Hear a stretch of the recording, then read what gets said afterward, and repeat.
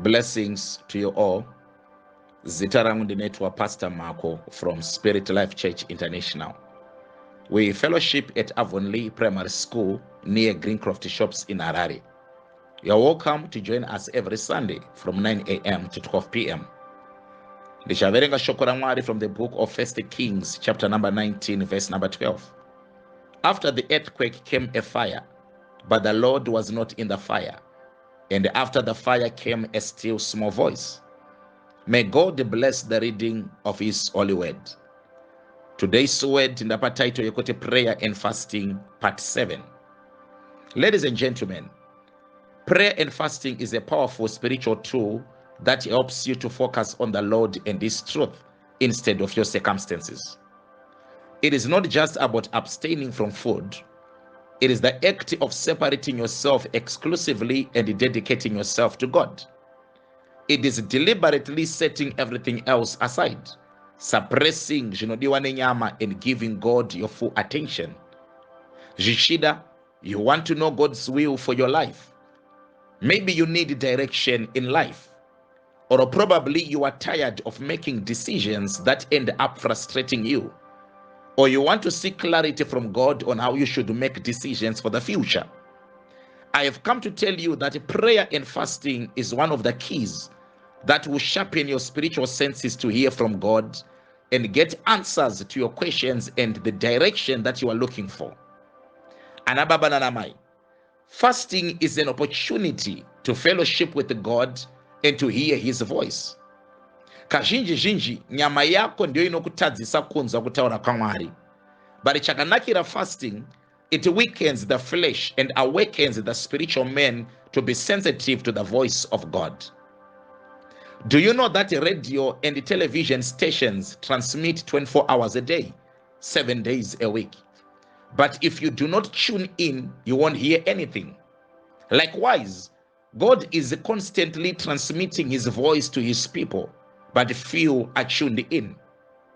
Fasting helps you to tune into the spirit realm because it shuts down the influence of the body, thereby allowing your spirit man to dominate and your spiritual ears to be wide open to receive divine counsel from the Lord. Expect to hear from God. Expect revelation from Him. If you read 1 Kings chapter number 19, the Bible says Elijah traveled 40 days and 40 nights on foot to Mount Horeb, fasting from food. As she got up Mount Horeb, God caused a strong wind to pass, followed by a great earthquake and a fire. But as spectacular as all these things were, God was not present in the wind, neither the earthquake nor the fire. Instead, God appeared in the form of a still small voice. Ladies and gentlemen, God was absent in the spectacular, but revealed Himself in a humble, unexpected way of a still small voice. Unfortunately, when they fast, they are not recognizing God's voice. Nokuti expect the spectacular. The voice of God does not have to be loud or spectacular. Mwari wedu anotaura zvinyoronyoro.